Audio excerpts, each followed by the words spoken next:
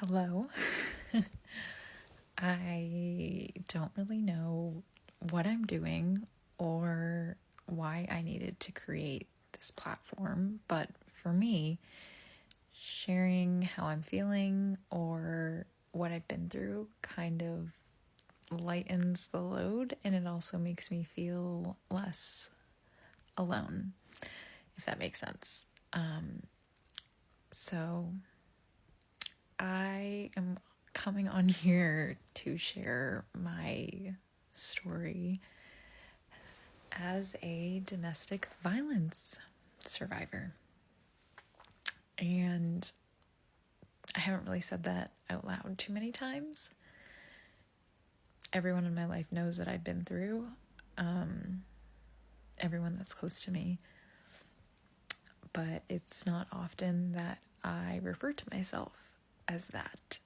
And I think a little bit of it comes from me not wanting to have this label as a victim. But I think it's time that I use that to empower myself. And I think I just want to use this as a space to kind of talk about my story. And if any part of it resonates with you, just know that you're not alone in this either. And I think the more we talk about domestic violence, the more people are aware of the warning signs. And this type of violence is really fed by isolation. So the less we isolate, the more power we take away from it, and the more power we take away from the abuser themselves. I think every story shared makes it harder for this kind of silence to keep people trapped.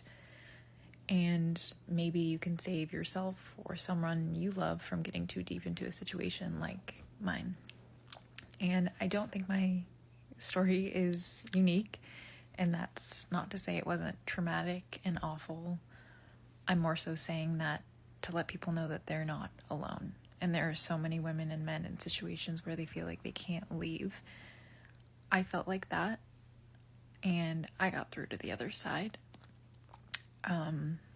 5 years ago, I couldn't have imagined ever sharing this with my family and friends, let alone the world. And if it's one thing I know for sure, it's that abusers don't change. If we're waiting for them to be better, to stop putting their hands on you, to stop making you feel small, the chances are really slim. And waiting for them to be someone different is painful, and it's lonely. And they say it can take up to, I think, 8 attempts to actually leave and escape. And my goal is to make sure that if you find yourself in this cycle, you have the support and the resources to make it the last time. And you're not alone. There's support around you whenever you're ready to reach out. And I think every step that we take toward safety and toward self-respect is powerful. And no one deserves to live in fear.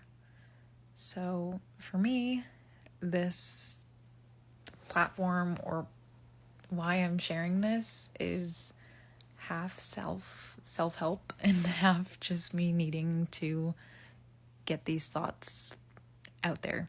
So if you're here, hi, thank you for listening to my monologue. And just know you're not alone.